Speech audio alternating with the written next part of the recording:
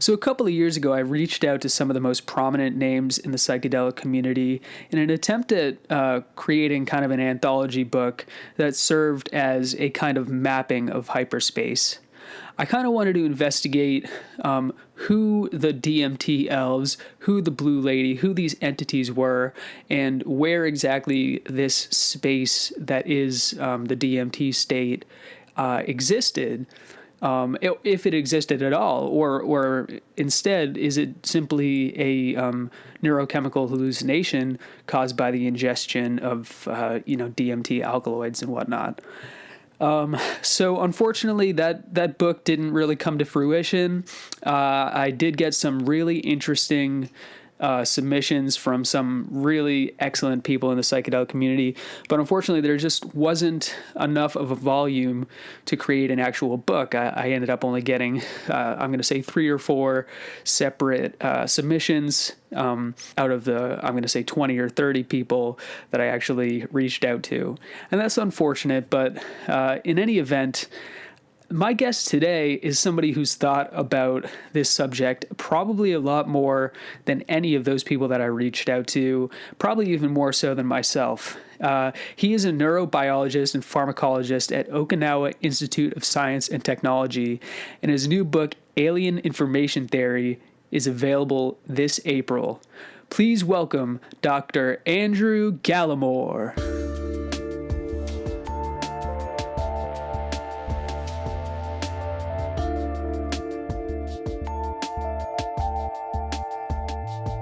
So I guess let's start by if you want to just describe your job title and what you do in your professional career.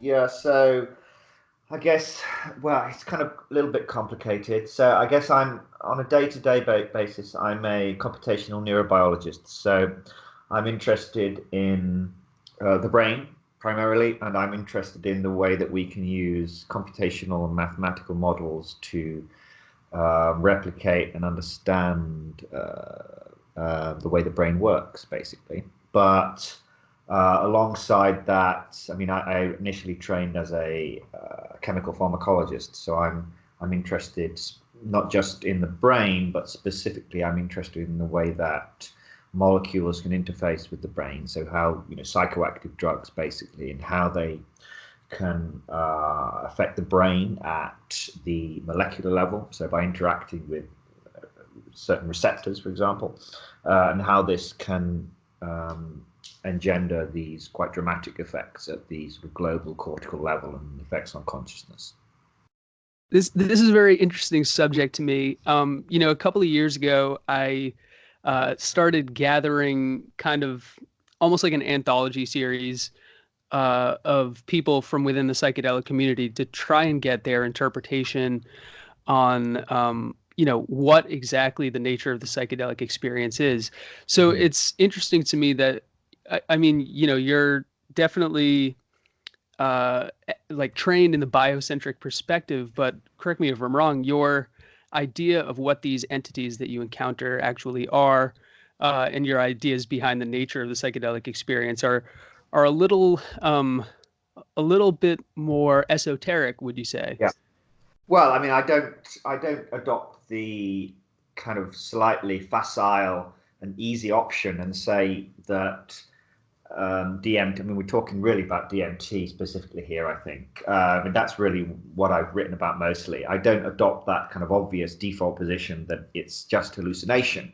I don't think that's actually a particularly scientific approach. I think you need to approach things from an evidential perspective and actually examine the experience and say, actually, can we explain this as mere hallucination? Can we explain these entities and this strange hyperdimensional habitat that they inhabit simply as hallucination? And when you attempt to do that, I think you actually do run into problems within the kind of orthodox default neuroscientific paradigm. So yeah, I don't. To many kind of mainstream neuroscientists, I will sound totally out there, but I don't do it.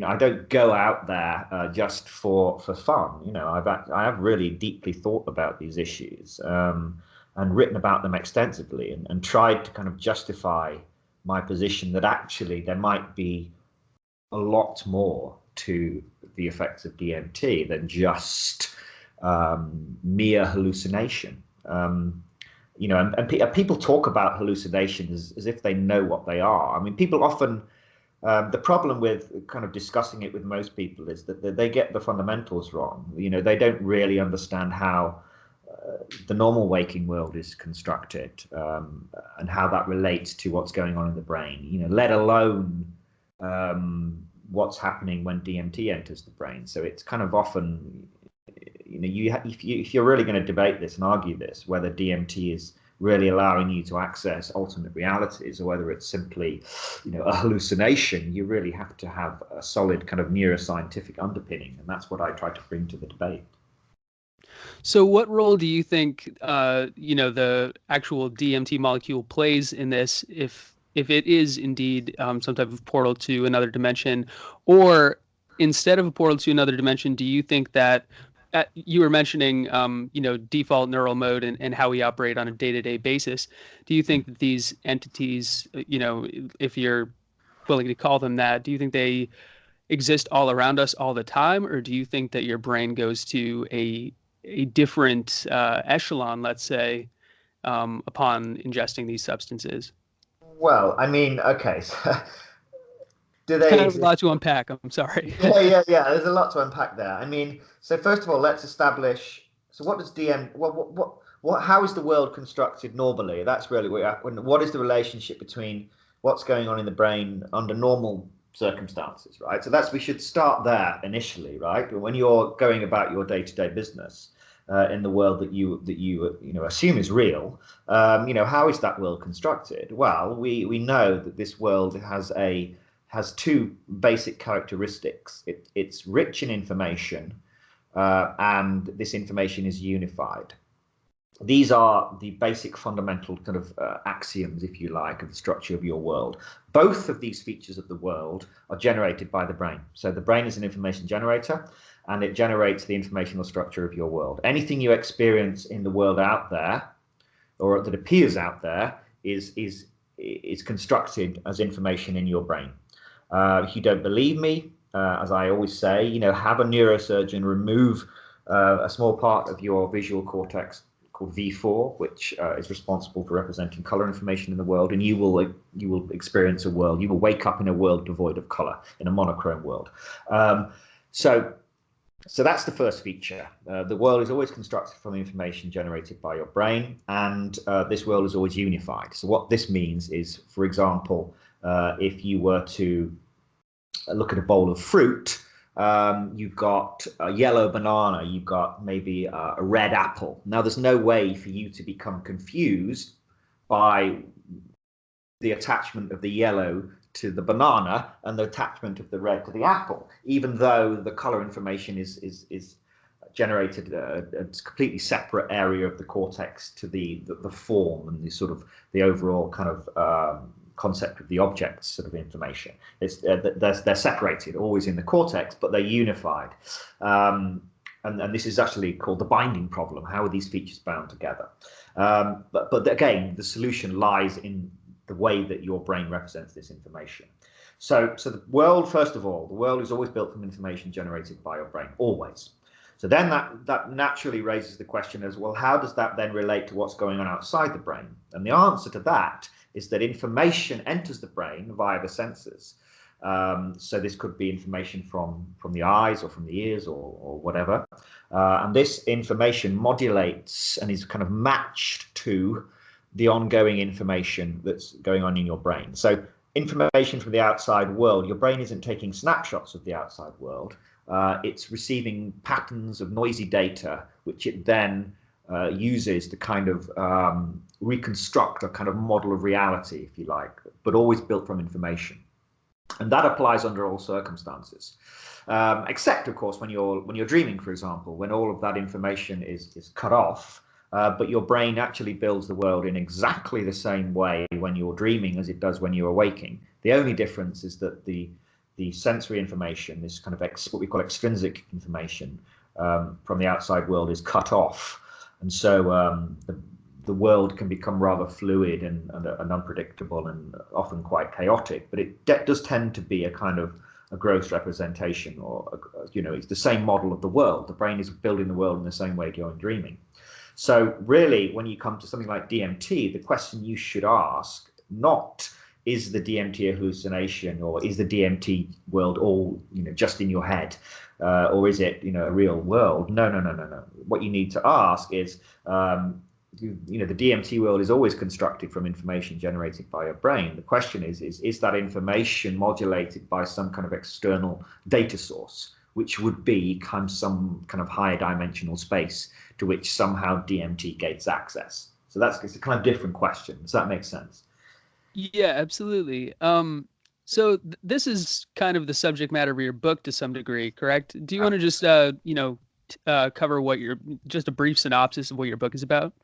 Yeah, so the book is called Alien Information Theory, and it really is a combination of several years of thinking about basically what psychedelic drugs generally do to the brain, and what DMT specifically does to the brain, and the way that if we actually take the idea seriously that DMT might give the brain access to, let's call them data sources, that are normally inaccessible, how could that possibly work?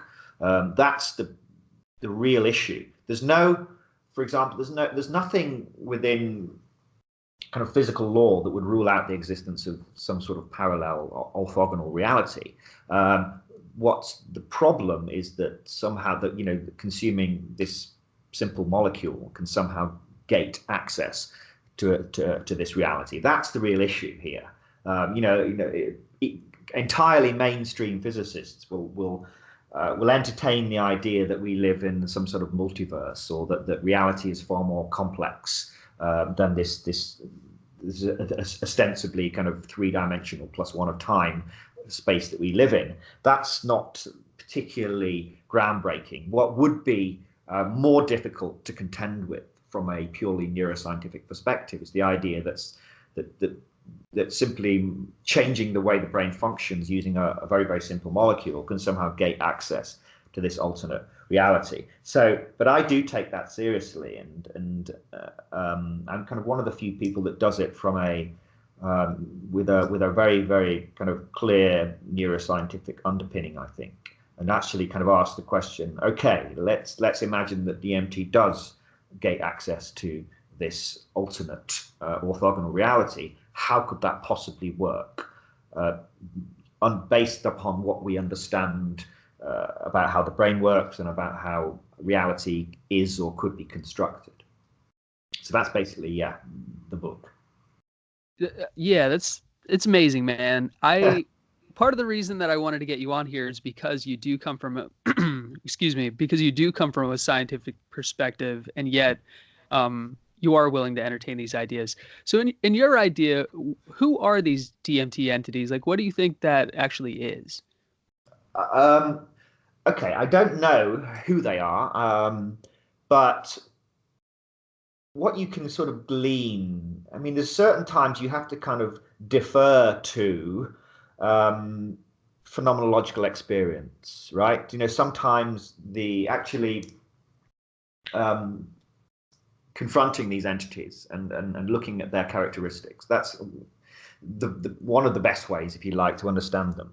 And they do seem, it's clearly the DMT space, whatever it is a extremely complex ecology, hyperdimensional ecology, with creatures that vary as much in their intent as their intelligence or their form, or all of these things.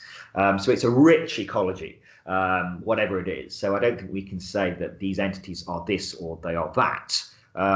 But clearly there tends to be this presence of extreme, what might be called superintelligence or hyperintelligence, which suggests that they are, and indeed the structure of the DMT space, which is always inordinately complex, containing what appear to be additional dimensions beyond the geometric constraints of our reality, suggests that this place is in a way kind of subsumes our reality in the same way that a three-dimensional world would subsume a flatland world. So it appears that our reality is kind of, the way I see it, a kind of slice of this higher dimensional structure. And these beings emerged within this high dimensional structure. I don't know how, any more than I know how humans emerged within this lower dimensional structure. But it appears that within this high dimensional structure, which might be much, much older, time might not have the same meaning in that place. The laws of physics might be very different, and the relationship between that space and our lower dimensional space isn't clear. Now, that could mean, doesn't necessarily mean, it could mean, for example, that our slice is a kind of a constructed slice. I've entertained the idea that our reality is a kind of like a digital construct, like a digital slice of a higher dimensional structure within which, using a kind of the idea of having very, very large numbers of these slices, all with slightly different rules, what we would know as the laws of physics, and within them certain species can, within a very, very small number, intelligent species like ours will eventually emerge, and that DMT is somehow a technology that's embedded in our reality that allows us to interface with this kind of high dimensional space. So it's like, for example, if you were to design some kind of artificial life program on a computer. Well, I use the cellular automaton as a model example, and you allow it to run, and then, to your astonishment, you see these beings seem to emerge, and they appear to be intelligent. They have all the characteristics of living, intelligent, conscious, perhaps, organisms. And then you say, well, okay, let's try and communicate with these little beings, whatever they are. How would we do it? And that's not a trivial question, actually. How would you communicate with a being? You can't kind of plug a microphone into the computer, because any information that you input into them would be completely meaningless to them. So it's actually kind of interesting. And how would you communicate with a lower dimensional being in a computer program that you had designed? That's a really interesting question, and so we can perhaps envisage that actually DMT is that technology, that it's been kind of embedded in our reality, that then allows us to communicate with this kind of higher dimensional super intelligence, hyper intelligence that actually kind of engendered our very existence. Yeah, it's an interesting thought. I mean, I've definitely considered simulation theory even outside of the DMT realm. Just the sheer probability of all of the all of the known universe, all of the universe beyond that known universe, and the probability that somebody out there has designed a computer program capable of simulating a reality. It's not outside of the realm of possibility to me to say that some, let's say, metaphysical beings have developed our reality. I wouldn't be shocked to know that at all. Especially, and this is another subject I wanted to talk to you about, especially in regards to shared hallucinations. So a Yeah. lot of the people who have encountered DMT entities see a lot of the same types of things. Now, some people attribute that to the Jungian archetypes, just kind of some basic innate human perceptions of the world. But it could actually instead be that we're just encountering the same beings on the other side. Would you agree? Yeah, absolutely. I mean, it's a little bit complex, because you have to kind of separate the being in itself, if you like, from the way that kind of the being appears to the individual, if that makes sense. So as I said before, you have a phenomenal world, and it's full of things and objects, and we kind of agree. Certainly, things in this world. If I was to hold an apple in front of us, we kind of agree on its form and its structure and its identity and that kind of thing. And there are very good reasons why we share those, why there is a consensus about these things and the way that our brains are constructed and the way that these patterns of information from the world, enter the brain, all that kind of thing, the way that our brain is evolved. How our brain would deal with information from a kind of an orthogonal reality is a little bit different, and it's not out of the realm of possibility that when you encounter beings that your brain kind of reconstructs them using kind of the closest familiar archetype, in that it's kind of like if you're in a dark forest or something, and you might see patterns of light, and you interpret it as as some kind of figure, because you're trying to make sense of it, and you see the image of Christ in a piece of toast, right? In that you're trying to make sense of something. You've met some kind of intelligent being within. It's like our pattern recognition software in our brain. Yeah.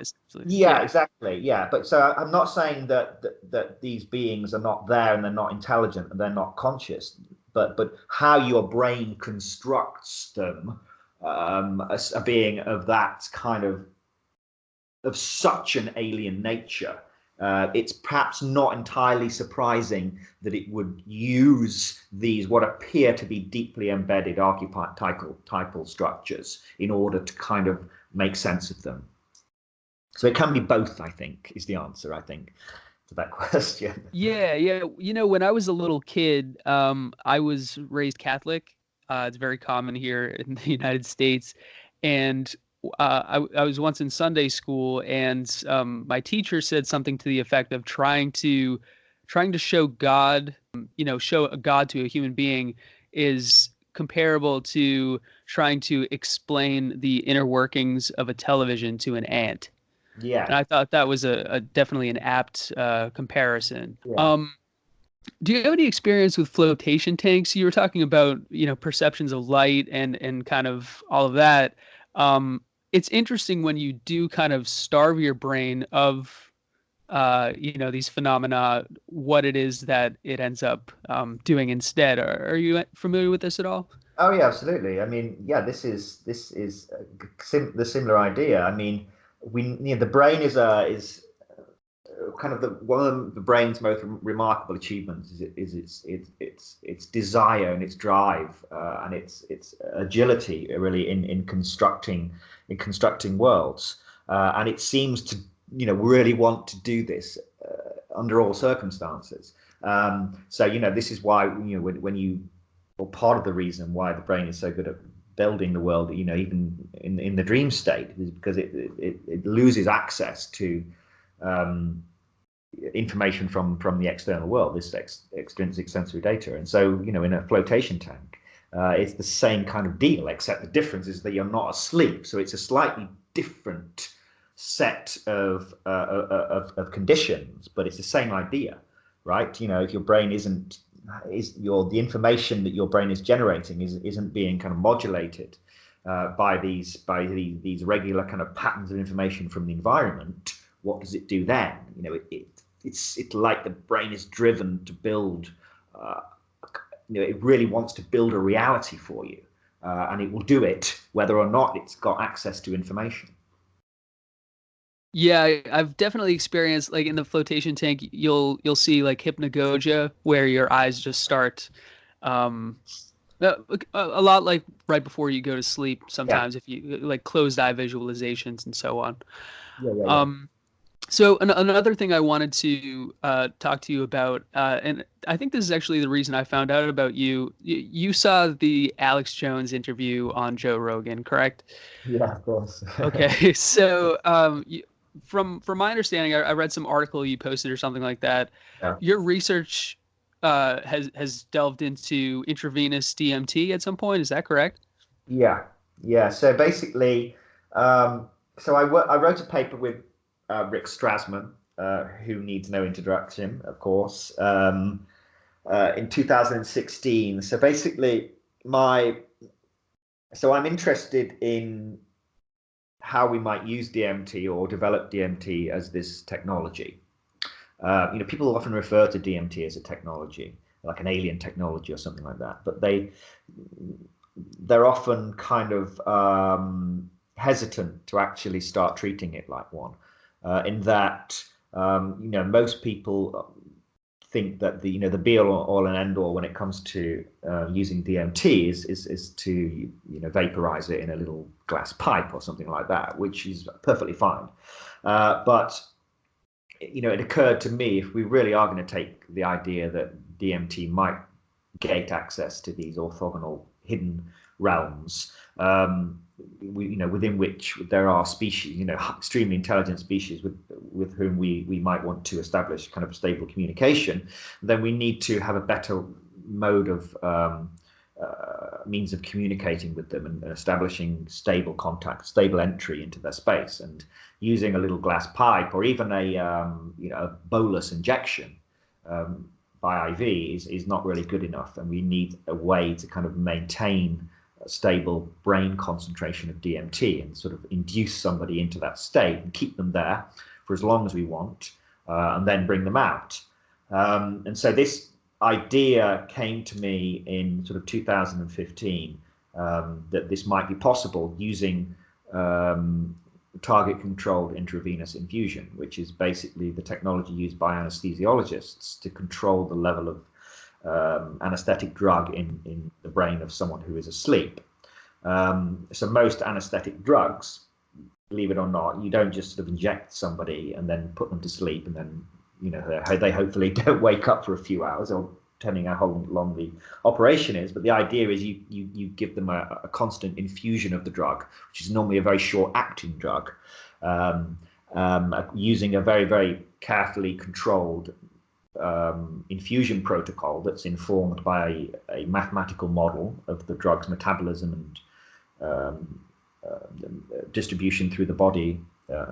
And then you are able to kind of control within a certain error range, you can control the level of the anesthetic in the person's brain and keep them in that state, that asleep, or you can push them slightly deeper, or you can bring them closer to waking, or you can bring them completely out and wake them up.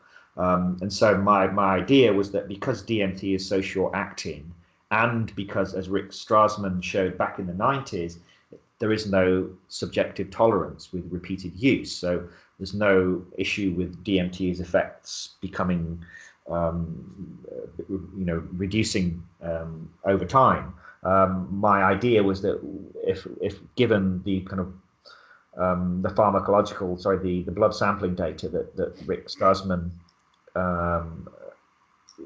acquired during his early 90s study with his 60 subjects, that I could develop this pharmacokinetic model and actually use this target-controlled intravenous infusion technology with DMT.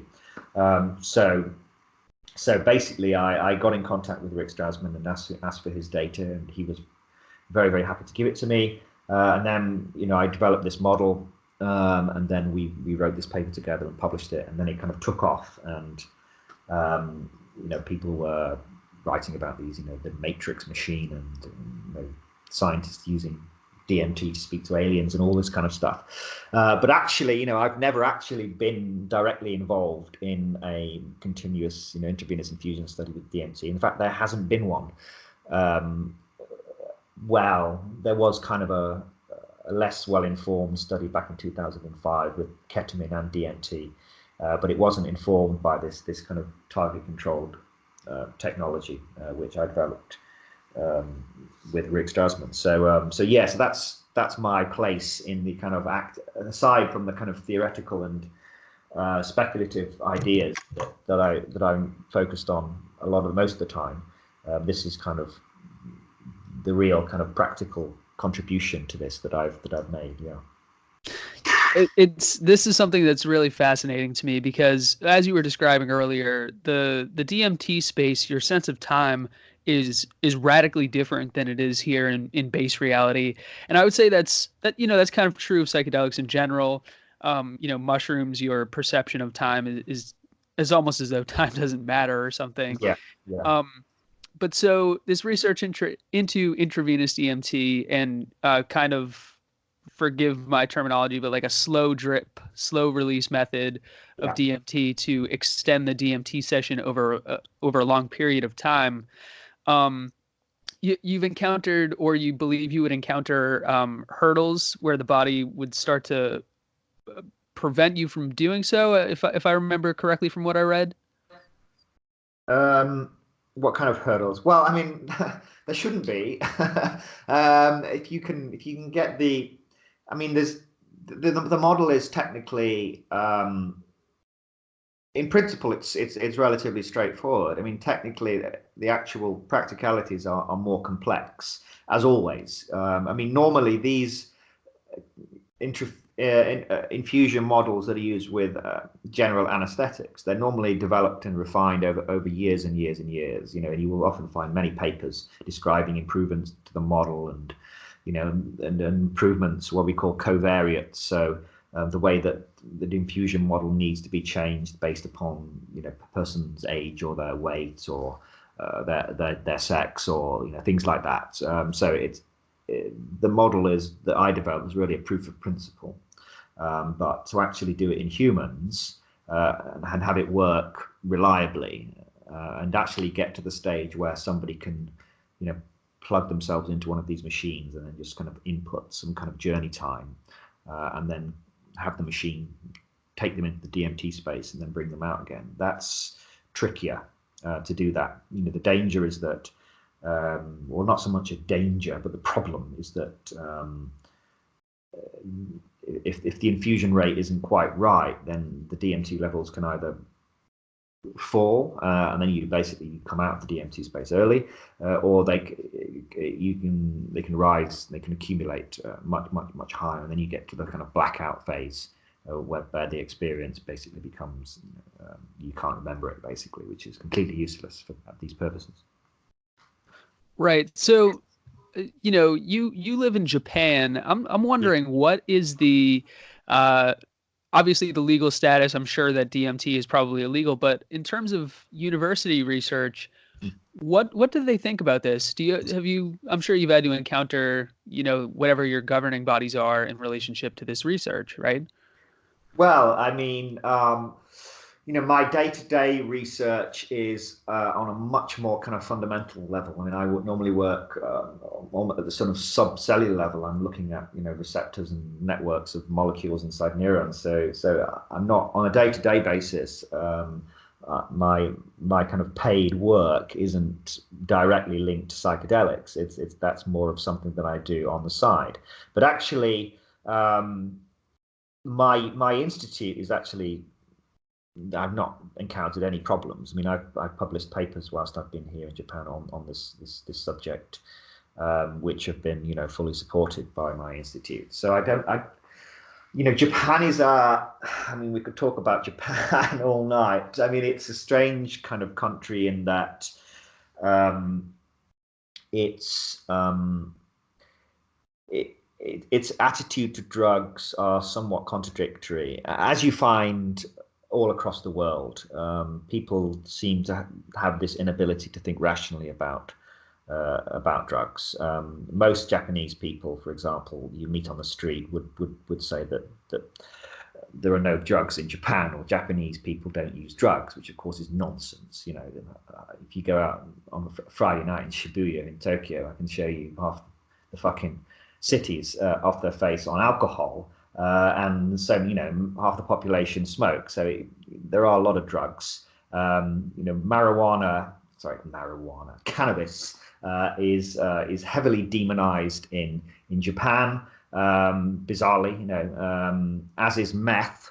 But psychedelics, they don't really get spoken about a lot. So you know, there's not this the kind of demonization of psychedelics like there is of meth. I mean, Japan historically has a huge problem with meth, and cannabis is kind of seen as a drug that is counter to the hard work ethic. It's associated with, you know, laziness and lassitude, whereas psychedelics, you know, they kind of ignored, I think, largely by the Japanese, unless you happen to associate with certain subcultures, basically. So with this long form intravenous DMT, what Mm. do you think that we would be able to achieve by this? For instance, I know I've heard Terence McKenna talking about um, bringing back some type of transcendental object with him, or attempting to do so. I know Alex Jones obviously talked about negotiating with these entities. Do you think we would be able to do some type of mapping of hyperspace, so to speak, or do you think that we would be able to bring back some information that is relevant here in base reality that we would otherwise not have access to if not for the DMT realm? Yeah, I mean, well, if not, then what's the point, right? I mean, yeah, of course. I mean, I do think so. I think that the DMT space clearly has a lot of information. And like all structures, it's constructed fundamentally, in my opinion, from information, extremely complex, high dimensional information. So yeah, I do think that we should treat DMT as this technology. And for me, I don't know what we would find out. I don't know the answers. I don't know what a kind of a research project over time in which people were sent into the DMT space for a day or longer at a time, and what kind of information they would bring back. But that's the purpose of the work, right? Is to kind of establish that. It's like you can't explore the dark side of the moon without some kind of means of getting there, right? You can't say what you're going to find. Or you need to develop some kind of technology to get yourself there in the first place. And it's the same really with DMT, in my opinion.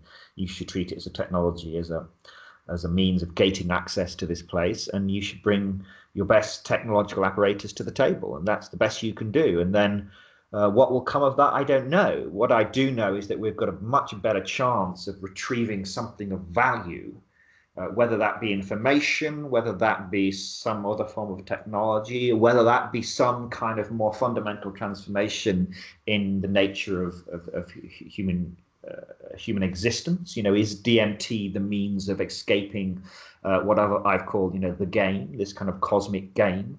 The idea that, in fact, Terence McKenna used to talk a lot about us. The idea that Earth is the cradle of mankind, that one does not remain in the cradle forever.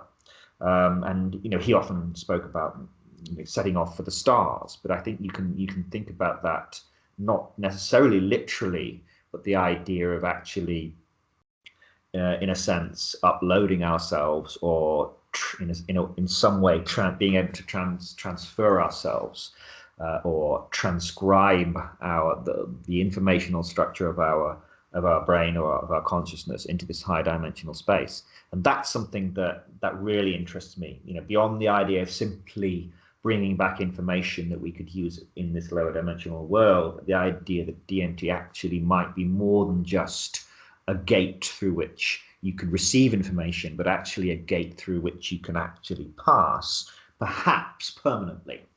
And this is something I deal with in the book. Just returning slightly, going back a little bit to the book. So the fundamental basis of the book actually comes from a quote from Terence McKenna, which is the main thing to understand is that we are imprisoned in some kind of work of art. And so that really fascinated me when he said that. What does he mean by a work of art, and how can we possibly be kind of imprisoned within it? So I think, if we see our reality as this lower dimensional slice, this lower dimensional digital slice of this higher dimensional structure, and DMT seems to gate access to this high dimensional realm. Is it possible that DMT is actually the technology for kind of permanently escaping this imprisonment within this lower dimensional space, within this work of art, as Terence McKenna put it? Yeah, so that could be the end game here. More than just receiving useful information, but actually becoming, hyperdimensional citizens of hyperspace. It's like, wow, that's something way beyond what you're thinking about here. Yeah, I mean, I that's it's crazy because it's almost beyond comprehension. Yeah, Obviously, I mean, the DMT space in general is kind of beyond comprehension. right. One last thing I wanted to get to with you. So, I mean, you had mentioned a moment ago extending the DMT experience to upwards of a day as a potentiality. Um, I know that, in coming out of the DMT experience, it is often kind of a very fleeting thing. You have this vague recollection of what's happened, Mm. but it's almost like a dream, you forget it over a short period of time. Do you think Yeah. there's any way of overcoming this, or do you think this will kind of be problematic in terms of mapping hyperspace, as it were? It's a good question. It's definitely a major problem.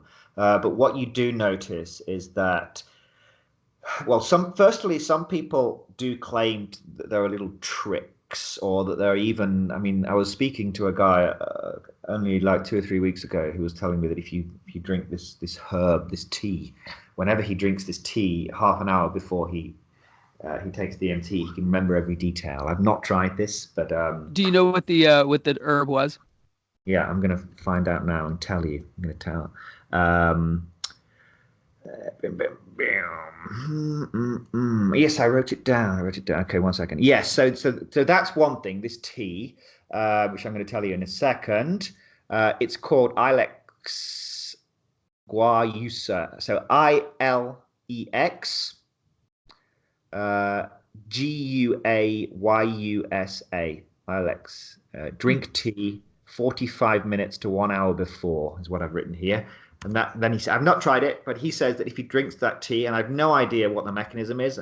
This tea is, I have no idea why that would have this effect, but he claims it means when he takes this tea, it enables him to experience everything. So that's worth looking into. There might be, not just this particular tea, but there might be other pharmacological as I say, should be treated as a technology. So I'm not against the idea that there could be any other pharmacological interventions that might be helpful, but also just with practice, people find that if they get their mental psychological preparations right, that they can remember these things, remember the details better.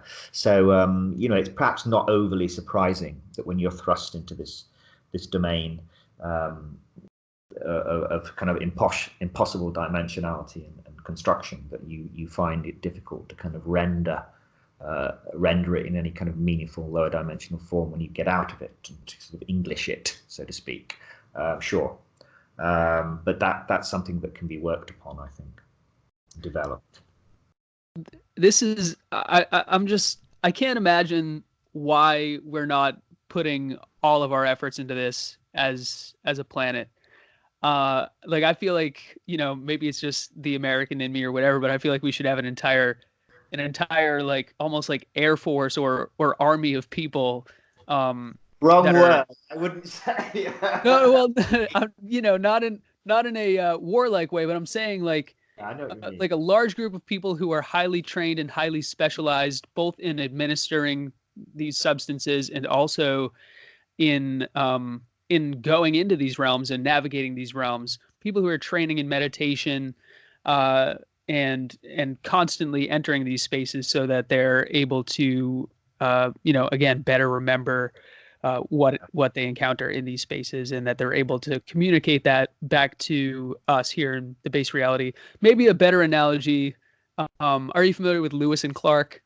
Yes. Okay, I think maybe that's a better analogy than the army. Then Yeah. we Well, should have start these something. explorers going to these realms. Yeah, yeah. I think I agree. I mean, it seems. I mean, the human spirit is always about being, pioneers and exploring, right? And whether it's exploring the farthest reaches of planet Earth, or trying to kind of explore space beyond our Earth. It seems that there seems this natural human drive to kind of explore these sort of distant and hidden and mysterious kind of realms. But with DMT, I think part of the problem is that it's very very simple for somebody that's never taken DMT to simply dismiss it and say, oh, they're just hallucinating. It's such a simple and facile way of dismissing it.